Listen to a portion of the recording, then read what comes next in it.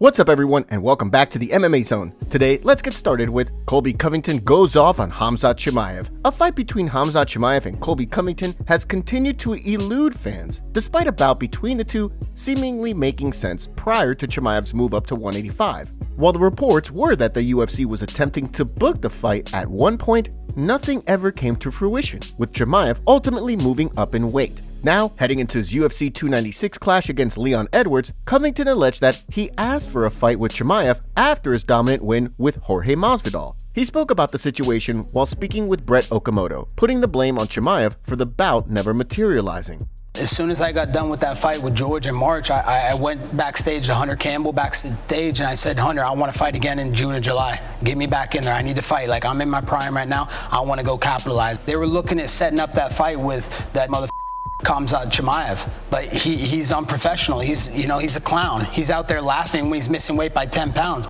Of course, in the past, Chimaev has alleged that Covington turned down the opportunity to fight him on two separate occasions. While a bout between the two would certainly intrigue fans, with Chimaev looking to secure a middleweight title shot, the odds of a fight materializing seem slim. Next up, let's take a look at Michael Chandler reveals update on Conor McGregor fight. Heading into the new year, the big question is whether or not Conor McGregor and Michael Chandler will collide at UFC 300. Although the expectation among fans is that the two will compete on the historic card, Dana White cast doubt on the situation when he stated that McGregor would not return until the summer. Despite that, many theorized that he and the UFC were simply trying to throw fans off the trail, so to speak, all in order to make a big surprise announcement closer to the event that McGregor would be headlining. During a recent appearance on the MMA Hour, Michael Chandler gave an update on the bout.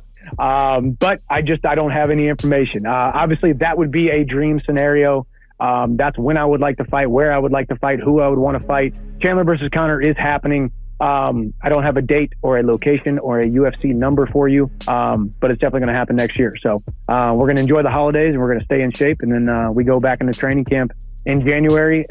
In the meantime, the former title challenger has been keeping himself busy, recently announcing a venture into the liquor industry with an ownership stake in Hiatus Tequila. The big news, however, left some fans disappointed that the announcement was a business one rather than a fight booking. In addition to speaking about the business endeavor on the MMA Hour, he also spoke about the situation with TMZ Sports.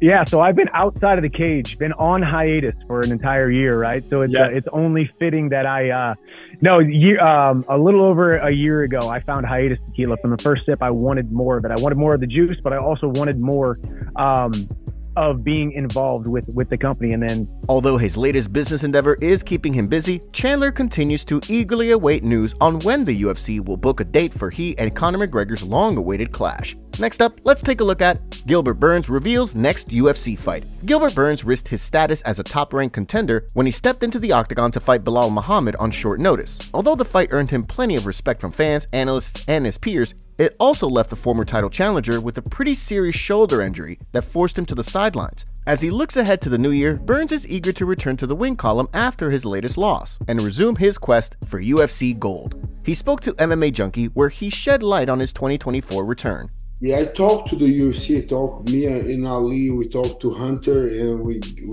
didn't have no options yet. Nothing, no names yet that they throw at me. They say, you know what? Let's wait for UFC 296. After that, we talk about upon it. But I kind of have a date. I think I'm fighting March or April or UFC 299 or UFC 300. For both dates, I'm gonna be good. But let's see how 296 play off, because one opponent that I really love to fight would be Colby.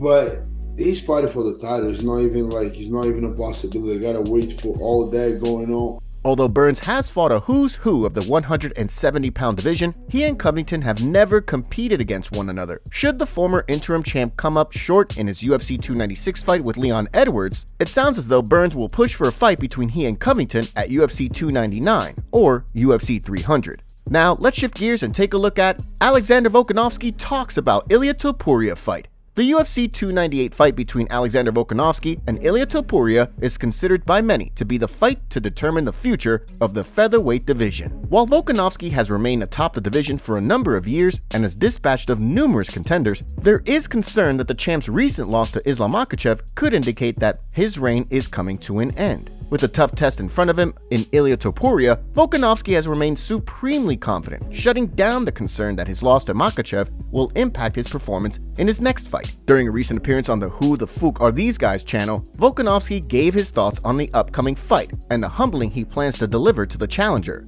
Let me do my thing in front of the world. Yeah. Little humbling experience for him. He maybe needs a bit of embarrassment and snap things into gear, and then maybe he can one day be a great champion. Because right now he wants to act like how he's acting. I'm just going to teach him a lesson. I'm going to embarrass him. He's young enough to bounce back in a positive way. So I'll play teacher the next few months. So although he's coming off a knockout loss, Volkanovski has made it clear that his team has plenty of experience when dealing with concussions, and as such, he's confident he'll be able to bounce back in a big way. Next, let's take a look at Jon Jones' response to MMA Community. After Jon Jones was forced out of his UFC 295 title fight with Stipe Miocic, Tom Aspinall picked up a massive victory over Sergey Pavlovich, cementing himself as the interim heavyweight champion. While traditionally an interim title would lead to a title unification fight with the champion, Dana White has repeatedly made it clear that a fight between Jon Jones and Stipe Miocic will take place before anything happens with Aspinall's interim title. In the meantime, Aspinall and fans have called on Dana White to strip Jon Jones of the belt if he has no intentions of fighting the interim champ when he returns. In response, the champ defended his position on social media, writing, "I've faced the absolute toughest competition this world had to offer for 15 years now. During camp for a title defense, I sustained a major injury that required surgery for the first time in my career.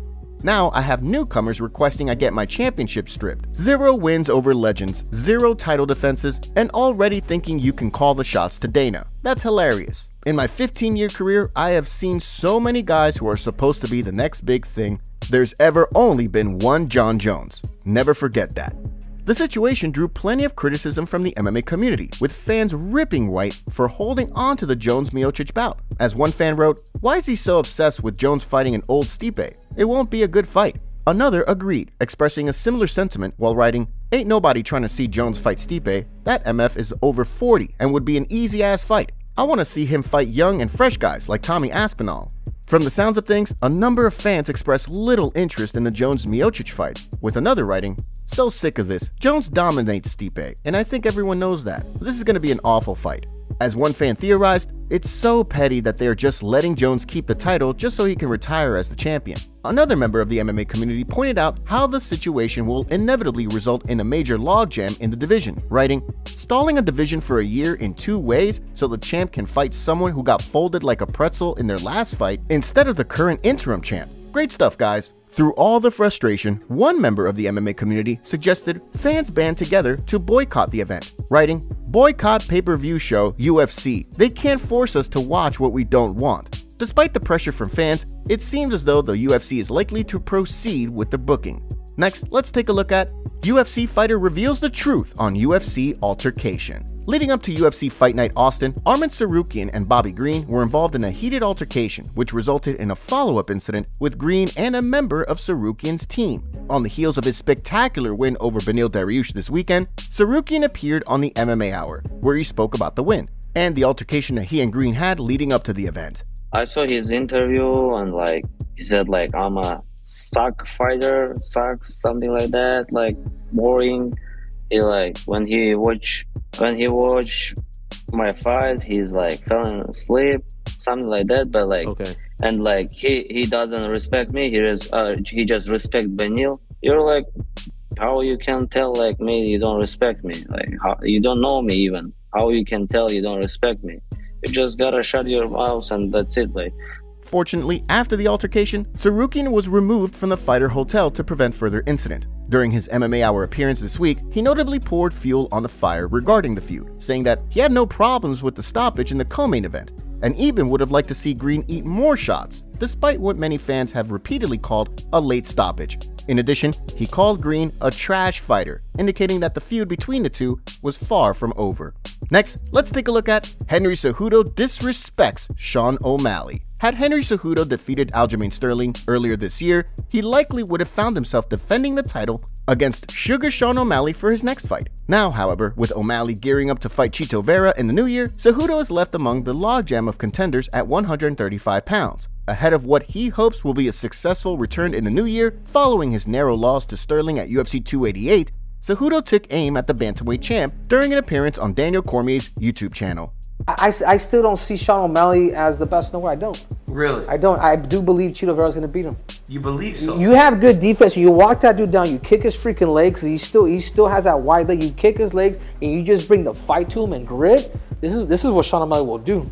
And look at the clock, because he throws a lot of power. He is precise, but he throws a lot of it. Yeah. Like, does he prepare the thing? So I do believe that I would bet the house on Chito once I beat. As Cejudo made it clear, once he fights Merab Dvalishvili in the new year, he plans to fight the winner of the upcoming O'Malley vs. Vera fight. Although he has a tough test in front of him in the machine, Triple C likes the way he matches up with both Sugar Sean O'Malley and Marlon Chito Vera. The MMA community reacts to Conor McGregor training footage of a sparring session with PFL featherweight Brendan Loughnane. Here's what the community had to say. Conor looking clean. Conor checking leg kicks? What universe are we in? Training with featherweights plus no karate stance. I've seen this writing on the wall before. Now I don't know how good Brendan is. Conor's high guard and headgear concerns me a little, but he looks pretty good. Not prime, but not washed either. Bet the house on Conor. Chandler will get knocked out in the pocket.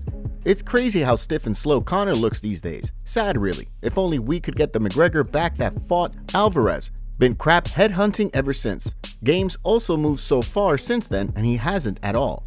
I like the stance change, not as wide as the karate stance he came in with, not as lead leg heavy as the boxing stance, more of a Thai and boxing mix. Can check kicks now, which he did, just needs to make sure his wrestling is up to par being a little more squared. Good luck. What? He looks so average. There's no way he's beating anyone good. On top of that, he's way too big, muscle-wise and fat-wise.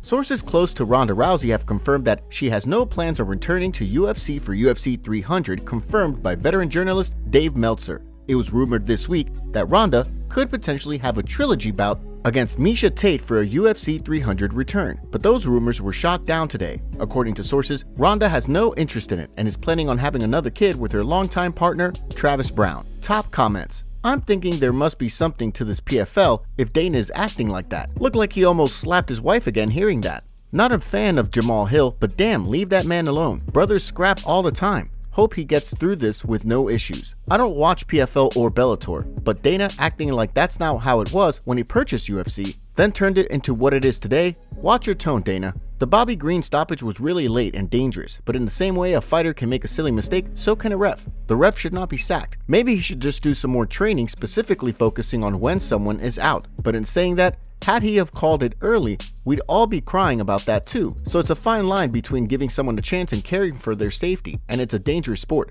Bad performance by the ref and Bobby Green. They both recover and go again. The game is the game. Make sure to leave a comment and you might get featured in our next video. Thanks for watching. If you enjoyed, make sure to subscribe and turn on notifications to never miss any MMA news. Check out our video from yesterday if you missed it. See you tomorrow.